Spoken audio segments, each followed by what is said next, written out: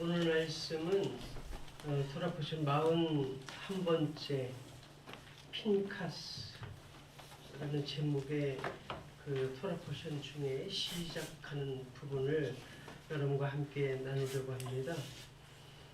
이제 42번째 마초트, 또 43번째 마세이, 이렇게 하면 민수기가 끝납니다. 그러니까 거의 민수기의 결론 부분의 말씀이라고 여러분들이 이해하셔도 되겠습니다.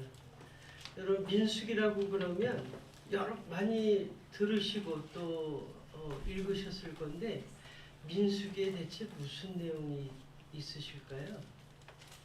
무슨 말씀을 민수기를 통해서 우리에게 하나님께서 하시려는 걸까요? 기억나시나요? 민수기를 통해서 우리에게 무슨 말씀을 하시려고 그러는 걸까? 민수기, 그러면 히브리어로 베미드바르, 그렇습니다. 민수기 번역된 말씀으로 하면 그냥 사람의 숫자를 센다, 백성의 숫자를 센다, 그런 의미를 가지고 있어요. 그리고 그런 이미지를 가지고 민수기를 펼쳐보니 참 발음하기도 어려운 사람들의 숫자가 여러 번 나오고 그래요. 이게 나랑 무슨 의미가 있을까? 그래서 민수기를 다 읽고도 도대체 하나님께서 무슨 말씀을 하시려는지 잘 이해가 안 갑니다. 제가 설교 때마다 제목부터 시작해서 그 히브리어를 자꾸 말씀을 드리는 것은 여러분 앞에 제가 히브리어를 잘하는 뭐 그런 목사로 여러분들에게 어필을 하기 위해서 쓰는 것은 아니고, 어느 순간 여러분과 똑같은 그 고민을 했습니다. 도대체 이게 언약의 말씀이라고 그러고 복음이라고 그러는데 내게 하나님께서 무슨 말씀을 하시려는지, 그러다가 그 히브리어 한 단어 한 단어를 찾아가면서 좀 큰 은혜를 받기 시작을 했습니다. 오늘 민수기의 제목 그 베미드바르, 광야에서, 좀 다르죠, 그렇죠? 하나님께서 광야로 이스라엘 백성들을 초대하시고 그들을 여기 이제 그 숫자를 센다, 계수한다, 그런 말이 있는데, 그 단순히 한 명, 두 명, 뭐 몇 명, 이거 숫자를 세는 개념이 아니고, 몇 번 말씀을 드렸지만 히브리어로 나소라는 그 계수한다라고 번역된 나소라는 말은 단순히 머리 숫자를 센다는 의미가 아니라 머리를 세운다. 예. 그리고 또 거기에 또 다른 의미가 있는데, 임무를 부여하다. 그렇죠? 조가용 이렇게 불러놓고, 우리들은 조가용 그러면은 다 아시잖아요. 야, 우리 성가대 지휘자.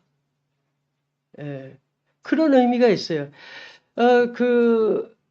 언제도 말씀을 드렸지만 이스라엘의 12지파를 대표하는 야곱의 12아들들의 이름도 그냥 된 이름이 아니라고 그랬어요.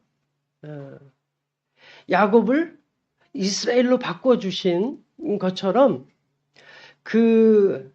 예를 들어서 시므온 그러면은 쉐마, 말씀을 듣는 자, 듣게 하는 자, 유다, 찬양하는 자, 레위, 연합. 제사장의 역할이 뭡니까? 하나님과 백성이 하나 되게 하는 거예요. 연합하는 거예요. 그 이름에 걸맞게 그 이름대로 그 역할을 감당하도록 세워주시는 것, 그것이 민수기에 담겨져 있는 그런 약속의 말씀인 줄로 믿습니다. 그러니까 이스라엘 백성들을 광야로 부르신 이유는 그들에게 오늘 비느하스, 핀카스 그것처럼 뭐라고 그래요? 언약의 제사장으로 세우겠다. 그리고 마초트 마세이에 가면은 아직 가나안 땅에 들어가지도 않았는데 이스라엘 12지파별로 구역을 정합니다. 그 지경을 정해요. 그래서 아니 나한테 요만큼의 땅밖에 안 주시네? 그런 의미가 아니고 뭐예요? 거기에 책임지는 제사장. 거기에 이 지역에 책임을 부여받은 그런 제사장으로 세우신다는 약속의 말씀이 들어 있습니다. 이스라엘은 광야에 나오기 전에 어떤 존재였냐면 바로의 종이고 이름도 없어요. 그냥 죽어 없어지는 그런 존재였습니다. 그런데 하나님께서 그들을 부르셔서 제사장 나라로 세우시고 그 임무를 부여해서 그 가나안 땅에 들여보내는 참 은혜의 말씀이 있습니다.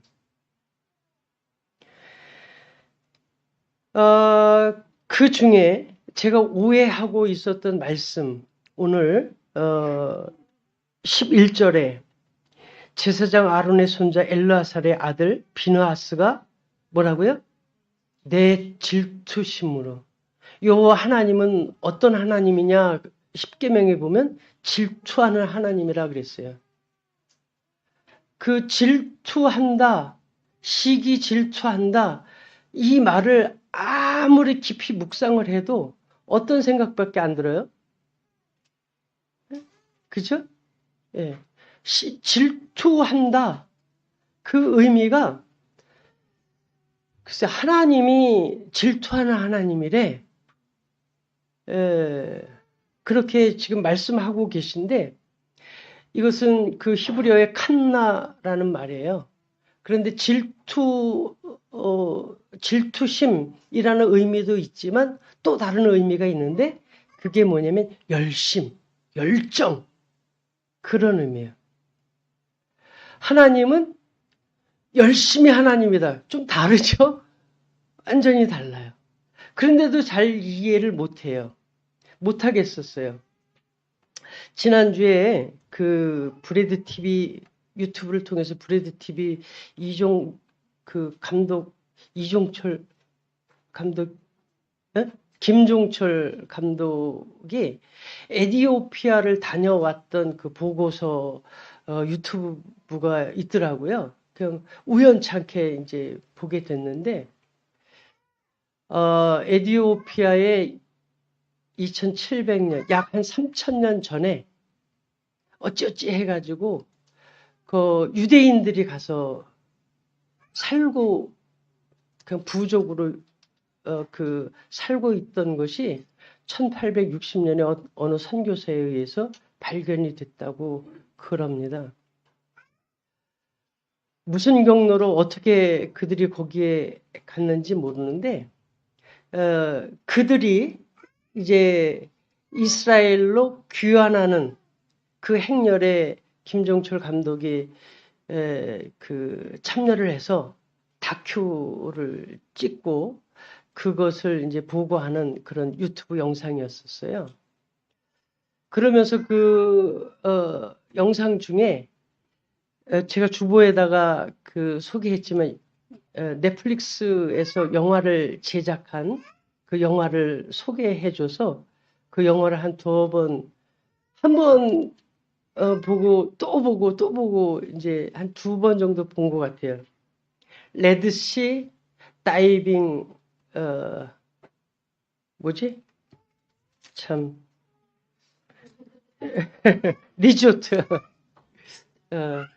뭐냐면 그 처음에는 그 유대인들이 에티오피아 유대인들이 예루살렘을 향해서 자기네들이 이렇게 그 걸어서 예루살렘으로 오는 겁니다. 한 800km 되는 그 길을 그냥 걸어서 그러다가 죽고 뭐 피습당하고 그 출발할 때보다 한 10분지일도 안 되는 사람이 도착하는 그런 경우가 생겨서 이스라엘 모사드에서 그 에디오피아에 버려진 그런 호텔을 사가지고 그걸 위장 호텔로 만드는 겁니다. 그래서 그 손님들도 사실은 위장 손님을 두고 그리고서 그 밤에 거기에 우리가 이제 알고 있는 에티오피아 난민들, 그 까무잡잡한 그 난민들, 뉴스에 아주 가끔 이제 비춰졌잖아요. 저 사람들이 자기네 내전으로 해서 막 피신해 오는 그것으로 우리는 알고 있는데 그 사람들의 상당 부분이 유대인들이라는 거예요. 피부 색깔도 다르고 문화도 다르고 언어도 다르고 막 그런데도 자기네들은 그냥 유대인이라고. 그 사람들을 이스라엘에서 군사들을 보내서 구출하는 작전. 그게 레드시 다이빙 리조트라는 영화에서 소개를 하고 있더라고요. 그 영화에서 이게 길게 가지 못했어요.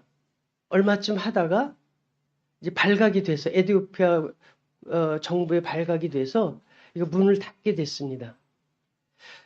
그 중에 그 사람들을 이제 그 구출하는 그 대표가 있을 거 아니에요. 그 사람이 칼에 찔려서 부상당하고 치료를 안 받으면 죽어갈 그런 위기에 처해 있어요. 그 대사가 참 제 마음에 감동이 됐습니다. 이렇습니다. 그 모사드 군인이 야 이제 그 여기가 발각이 돼서 이 임무가 종료가 될 수밖에 없어. 이스라엘에서도 이걸 이제 중단하기로 했어. 그런데 내가 본국에 가서 이 임무가 계속 진행될 수 있도록 방법을 찾아볼게. 그랬더니 거기 민족 대표가 이렇게 말합니다. 야, 그 영어로 이제 미션이라고? 너 미션이야? 그렇게 질문하면서 이거 우리 삶이야. 우리 삶이야. 뭐냐면 여기 이 에티오피아 여기 그 정글에서 이렇게 편안하게 사는 그게 아니고 이 3,000년 동안이나 여기 있으면서도 여기 살 것이 아니고 어디를 향해 있다는 거예요? 예루살렘, 이스라엘. 왜? 우리 언약의 백성이니까. 거기에 이제 영화에 보면 언약이라는 말이 나와요. 하나님께서 아브라함과 이삭과 야곱과 언약하신, 약속하신.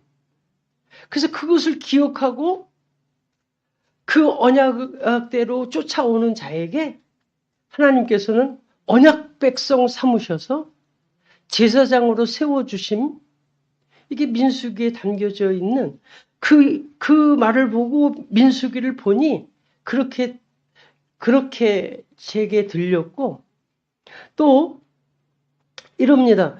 우리가 하나님께서 우리를 구원하신다 그랬을 때 그냥 내가 좀 건강하고 내가 좀 부유해지고 내가 좀 편안해지는 것. 지금 고달픈 것에서 좀 편안해지는 것을 구원으로 생각을 했는데 그게 아니고 그런 어떤 고난이 오더라도 뭐예요? 언약이 없는 백성에서 언약의 백성으로 인도하시는 것이 하나님의 열심이구나.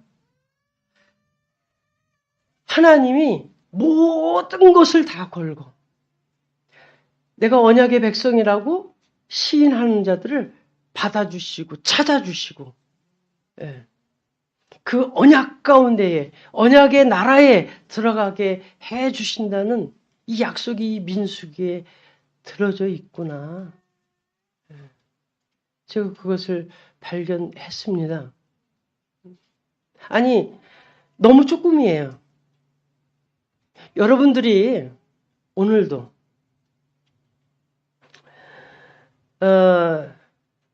좀 이런 말씀을 알아들으셨으면 얼마나 좋을까. 아니 이미 알아듣고 계시겠죠. 그렇죠? 예. 그래, 너는 여기 이 에디오피아에서 여기 그 정글에서 아무도 알아보지 않는 그런 삶을 그럴지 모르지만 우리 조상 때부터 솔로몬 왕 때부터 우리 아버지 때부터 응? 예루살렘에 왜 가냐 하면 거기 하나님께서 약속을 해주시고 우리 조상들이 하나님과 함께 하던 그곳이니 하나님께서는 그런 소망을 가지고 있는 자들에게 결코 포기하지 아니하시고 불러주시고 그 은혜와 평강을 주시는 줄로 믿습니다. 그 김종철 감독이 찍은 영상 중에 공항에서 그 사람들이 이제 그 이스라엘 공항에 도착해가지고 이제 그 막 너무 기뻐하는 그 모습 영상을 찍었더라고요. 근데 제가 준비는 못했어요. 아이들을 이렇게 무등 태우고 군인들이 막 춤추는 거야.